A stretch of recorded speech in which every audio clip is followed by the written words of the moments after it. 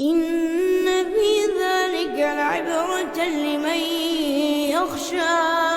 أأنتم أشد خلقا أم السماء بناها رفع سمكها فسواها وأغطش ليلها وأخرج ضحاها والأرض بعد ذلك دحاها أخرج منها ماءها ومرعاها والجبال أرساها متاعا لكم ولأنعامكم فإذا جاءت الطامة الكبرى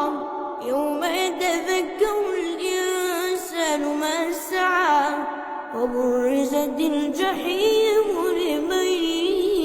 يرى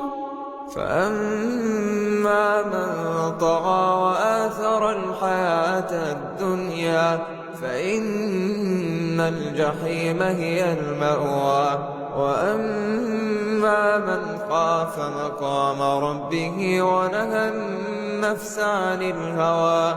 فإن الجنة هي المأوى يسألونك عن الساعة أيان مرساها فيم أنت من ذكراها إلى ربك